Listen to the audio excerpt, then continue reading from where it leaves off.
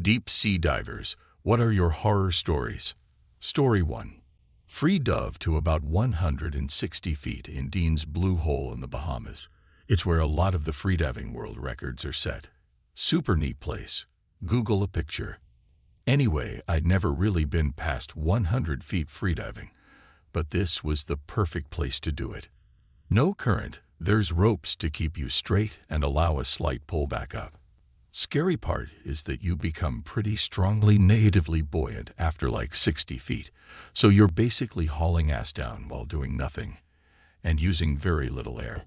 So I'm dazed out a bit, feeling good and counting the lines that mark depth, and all of a sudden feel pressure like my trachea is going to collapse and wake up and realize I've counted to the line that's around 160 feet or so. Very scary moment because I wasn't sure if my body could take the depth or if I had gone too far and wouldn't have enough air to get back up, which is a much slower and more air-intensive process. Story 2. I got the bends once. I was careful, followed my charts, and my computer had appropriate depths and surface time, but I didn't drink enough water, so I was all out of whack. Felt fine until I got home, a mild headache. Then I woke up, and it was just pain in my left arm. Elbows, fingers, couldn't even bend them without bad pain. My headache was intense, and I was so dizzy. Called my older, more experienced dive buddy, and I got rushed to the hospital. Docs got me hooked up in fluids, checked my dive logs while the decompression chamber was set up, and then got me in there with a nurse. 8 hours in a tube about the length of a car, but as wide as maybe a double bed. I was on oxygen and hooked up to an IV, and it was so loud with all the air rushing in. As soon as I got to depth, the pain vanished. It was crazy. I'm fine now, obviously, but I wasn't allowed to dive for a month, which sucked, but hey, the dives were pretty great. Story 3. Well, here is my story. I was diving in a local pond with a group of much more advanced divers, cave divers, than I, just an advanced certification at the time. I am leading the dive, as to get used to pressures and responsibilities of heading the procession. They are mentoring me. It is a Texas puddle, visibility 10 feet max, not too deep, maybe 25 feet. The known horrible visibility makes it impossible to navigate by compass. We follow a line, string, put by other divers. These lines go from one sunken item to another. So I know I am about to hit a small sunken boat. Don't remember which one. There are a few similar in a row in the same state of decay. So I am first in the group. I get to the boat and see someone's black army boots sticking out from the inner quarters. Curious thing is, it looks somewhat new, not like items you find on the bottom. Hard to see, too much muck in the water. So I touch the boot, thinking it is by itself, but it won't lift, like it is attached to something heavy. I put my hand further in and feel the leg continuing out, pants, the calf, and I see the second leg now. F with a big letter F, right? I turn around and show a sign for the emergency ascent to the group behind me. Everyone has a sour face. No one wants to surface, but it is a rule that if one says up, others in a group must abort, no questions asked. They wanted me to explain with signs why, but what is a diver's sign for a cadaver? I feel like I rush toward the surface, even though trying to stay calm and take time. So we are on a lake's surface. I have this adrenaline rush. I can't breathe enough. So I tell them there is a body down there. I see rolling eyes from everyone. Once they see I am serious. A fun bunch, right? So I will describe in detail what I saw. We go down. I don't lead anymore. We make a group search pattern for the line. But once we locate it, we don't know if we should go forward or backwards, as there are a number of boats on the line, and who knows in which the body is in, and how far we drifted, while talking it out on the surface. Well, we found all the boats before finding the original one, of course. So our customary leader goes into the cabin of the boat and we wait. I'd say he was rather courageous at this point, and went right in.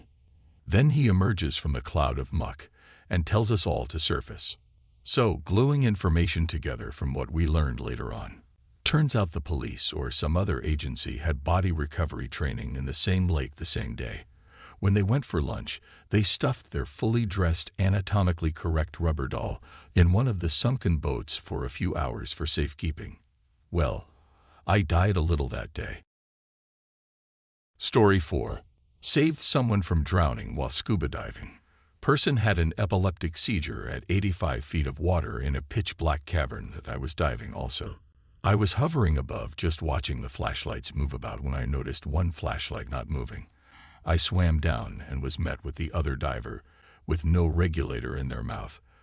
Eyes open and just on their knees. The diver's buddy was next to them, and in complete shock at what was going on, and was not assisting whatsoever. 15 years of diving and instructor training came over me like it was second nature. I thought her regulator just came out, so I popped mine out and offered it to her, when I noticed she had done mentally checked out. I popped my number 2 regulator in my mouth and attempted to put my number 1 regulator in her mouth, but her teeth were completely clenched. I then pressed the purge button to get air into her mouth and noticed her cheeks moving, so I knew air was getting in there. That was good enough for me. I then grabbed her under her arm and got the regulator flowing in her mouth and swam to the opening of the cavern and then up over 60 feet to get her to the surface. One on the surface did everything I was trained to do, inflate back, dumped her weights, got her on her back, and started towing to land. As I'm towing her and she is regurgitating all the water she swallowed and inhaled, it seemed like gallons of water.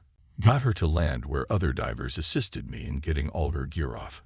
She was breathing fine and alive, but in shock for a while, and slowly came around like nothing happened. We were very lucky that we were only 10 minutes into the dive, or for sure we would have both been bent and spending time in a hyperbaric chamber. The crazy thing is she didn't tell anyone she had epilepsy, and when we later reviewed her consent form, she checked off no to epilepsy. I put myself at risk shooting up to the surface like that, but if I came across that situation again, I would not hesitate to save someone's life. Story 5. Not my story, but my parents. They like to scuba dive when traveling and have gone several times over the years. Once they visited Mexico and went diving there before I was born. I'm not sure where they were exactly, but my mom was slightly lower down than my dad and looking at the ocean floor. He was looking up and around.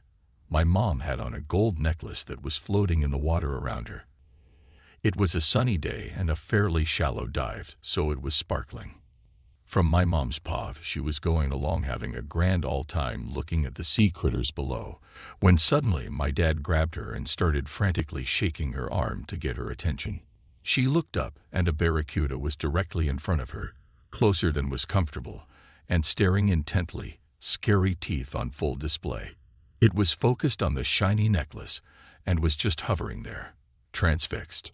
She slowly moved up her hand to cover the necklace, and they slowly and calmly moved away from it, and it took off without bothering them anymore, but still pretty unsettling, and taught my mom to be a little more aware of her surroundings when diving. Story 6. I wear heavy prescription lenses and can't wear contact lenses. Halfway through a week-long live aboard dive trip, someone dropped a tank on my prescription mask and shattered it.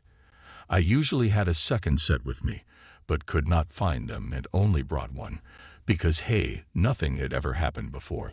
I am functionally blind without corrective lenses. I can see colors, and that's about it, starting about 5 inches from my face. I was devastated, but decided to go diving anyway, with my husband as my seeing eye diver. I could see my gauges, so I felt reasonably safe.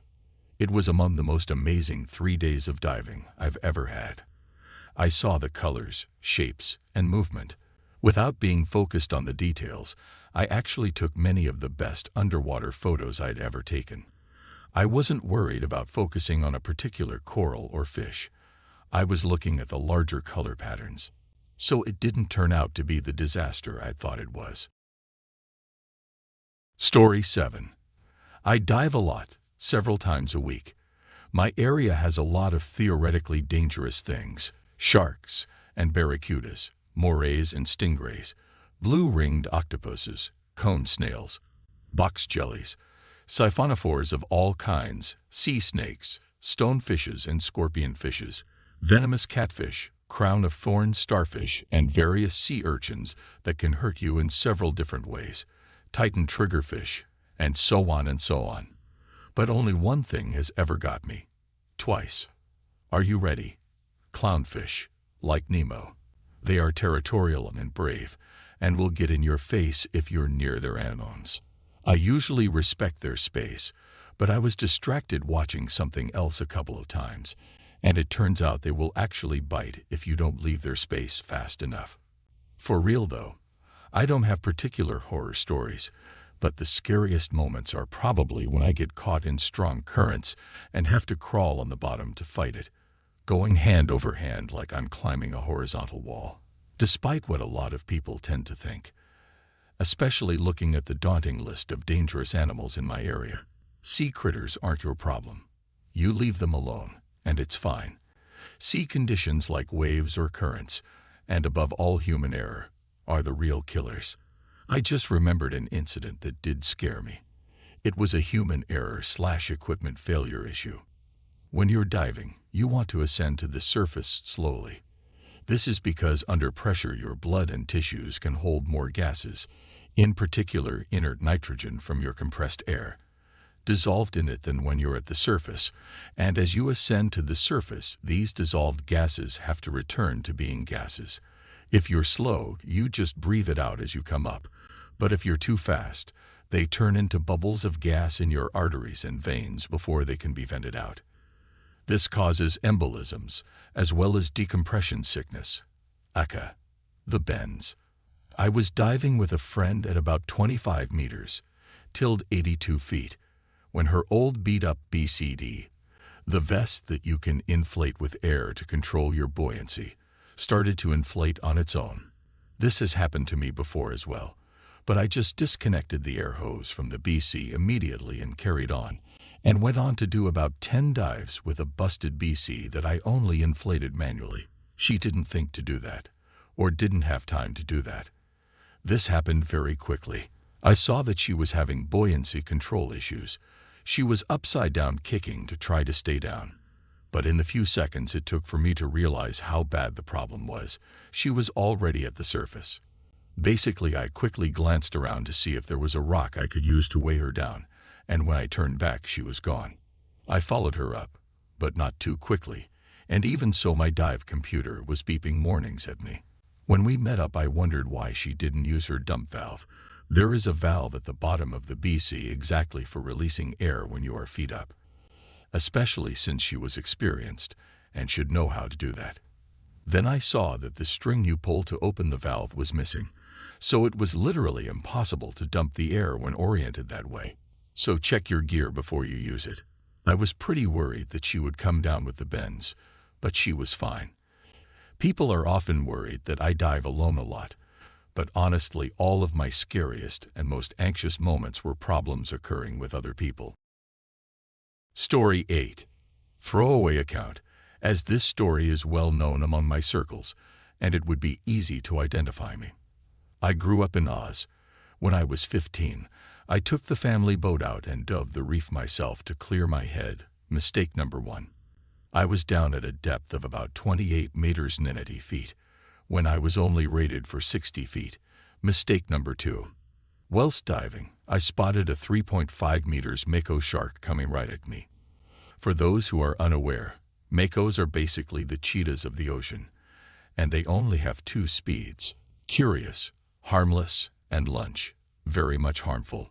This guy was in lunch mode. So I hovered, as I had been trained to do, as there would be no way for me to outmaneuver it or escape it. Nowadays, we dive with shark shields, which emit electronic pulses that freak the sharks out and keep them away. But back then, what we used was essentially a chainmail sleeve. The idea being that sharks hate the taste of metal, so if you give it your arm, it'll bite down, decide you're gross, and move along.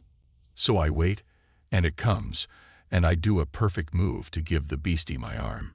Just before the crunch, however, it occurred to me that I had left my sleeve on my bed. Mistake number 3.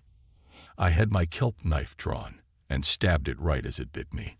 It swam off, and I was alive, however. Now I had a series of problems. I had huge open gushing wounds on my arm from the bite in open water, and was trailing blood everywhere. Once the shock wore off, you realize that you're in salt water, and salt and open wounds don't feel good. In a panic, I dropped my weight belt and shot up to the surface without any sort of waiting period. Hello, Benz. Mistake number 4. Because I hadn't been paying attention to the currents, I was approximately a quarter mile downstream of my boat, which means I had to swim up to it. Mistake number 5. When I got to the boat, I really started to wish I had done as my dad had said and had the comms fixed. Mistake 6. Or that I had upgraded the first aid kit, like I had been threatening to do. Mistake 7. So I end up racing back to shore with nothing more than a tourniquet to staunch the bleeding. Long story short, my series of unfortunate self-inflicted events earned me 172 stitches, boatloads of physical therapy because the shark had actually bitten down on my tricep and detached it, and easily identifiable scars on one of my arms for the rest of my life. Oh, and I lost my deceased grandfather's favorite kelp knife that he had left me.